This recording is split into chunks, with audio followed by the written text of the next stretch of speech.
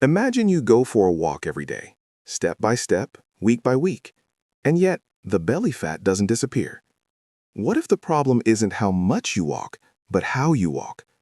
What if a small change in your walking pattern, in your timing, or in your breathing determines whether your body burns sugar or finally begins tapping into stored fat? Most people believe walking automatically burns fat, but biologically, that's not true. As long as insulin is elevated, your body remains in storage mode. Fat, especially visceral fat deep in the abdominal cavity, stays untouched. But there is a moment, a biological window, when your metabolism switches, when your mitochondria begin using fat as the primary fuel source, when your body does what it was evolutionarily designed to do. The only question is, are you already walking the right way, or are you unknowingly blocking your own fat burning every day? Let's take a look inside your body, hour by hour, step by step, and find out what really happens when you walk like this. Before we talk about how you should walk, we need to understand what in your body actually determines whether fat is burned or not. The human body works with two primary energy sources, glucose and fat. After a meal, blood sugar rises. The pancreas releases insulin. Insulin is not a bad hormone. It is a storage hormone. Its job, secure energy, build reserves, ensure survival. As long as insulin is elevated, it blocks what's known as lipolysis, the process in which fat cells release stored fatty acids. In other words, you can walk, sweat, move, but your body will still preferentially use sugar. Especially visceral fat, the fat that wraps deep around your organs, around the liver, pancreas, and intestines, responds sensitively to hormonal signals. Studies show that this fat tissue is metabolically active. It produces inflammatory messengers, it influences insulin resistance, and it is directly linked to cardiovascular disease. More than 1/3 of adults in Western industrialized nations carry too much of it. So the key question is not, does walking burn calories, but rather, in what hormonal state is your body while you're walking? This is where the so-called metabolic switch begins, a term popularized in part by neuroscientist Mark Batson. It describes the moment when the body shifts from burning glucose to burning fat. This transition does not happen immediately, and it does not happen automatically. It depends on time, on intensity, on stress hormones, and on the availability of stored carbohydrates, glycogen. When glycogen stores drop, when insulin falls, when the body senses that energy isn't constantly coming from outside, it begins to rethink its strategy.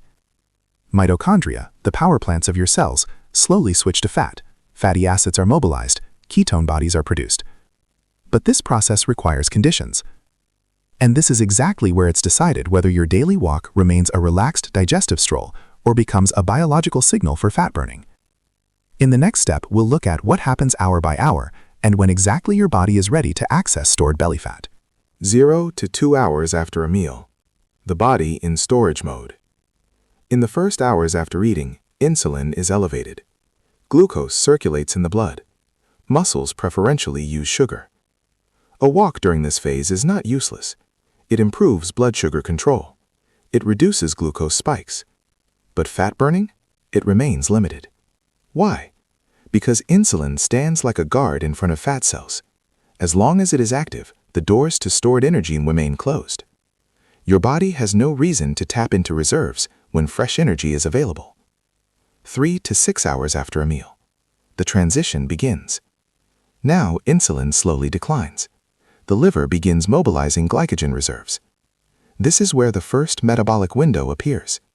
If you walk now, calmly, steadily, without rushing, your body begins increasing the proportion of fat being burned. Not maximally, but measurably. Studies on what's known as the fat oxidation rate show that moderate exercise at lower insulin levels significantly increases the percentage of energy derived from fat. This is the moment when walking becomes more than just movement. It becomes a hormonal signal. 8 to 12 hours without food. The metabolism shifts. Now we approach what researchers like Mark Batson describe as metabolic switching. Liver glycogen stores are increasingly depleted. Insulin remains low. Glucagon rises. The body releases more fatty acids. In the liver, ketone bodies are formed. an alternative fuel source for the brain and muscles. A walk in this state is not just activity. It reinforces the transition. It signals energy is needed, but not from sugar, from reserves. Your mitochondria respond. They become more efficient. They learn to burn fat better. This is exactly where visceral fat begins responding sensitively. Why intensity matters. But there is a mistake many people make. They walk too fast or too slow. The optimal zone is usually around 60 to 70. The role of breathing. Another often underestimated factor, your breathing. Calm nasal breathing stabilizes the nervous system. It prevents excessive activation of the sympathetic nervous system. Less stress, lower cortisol spikes. Chronically elevated cortisol is linked to increased fat storage in the abdominal area. Sometimes it's not just whether you walk, but how calm your body remains while doing it. By now, it's clear, not every walk is the same. Timing, hormonal state, intensity, stress level. All of this determines whether your body burns glucose or begins releasing stored belly fat. But what does this mean long-term, and where are the limits of this strategy? That's exactly what we'll look at now. What happens long-term if you regularly walk the right way? A single walk barely changes your body visibly, but repetition changes biology. If you regularly walk in a low insulin state, several adaptations occur in the background. Your mitochondria, the energy centers of your cells, begin multiplying. This process is called mitochondrial biogenesis. More mitochondria mean greater ability to oxidize fat. Studies on so-called Zone 2 training show that moderate aerobic activity significantly increases the oxidative capacity of muscles. Your body becomes more efficient, more flexible, more metabolically adaptable. This state is often described as metabolic flexibility, the ability to switch between sugar and fat burning depending on the situation. People with high metabolic flexibility tend to have better insulin sensitivity and a lower risk of type 2 diabetes. The effect on visceral fat. Visceral fat responds sensitively to hormonal changes. Unlike subcutaneous fat, it has greater blood flow and is hormonally more active. If insulin remains regularly low and movement adds a signal, the rate of lipolysis increases.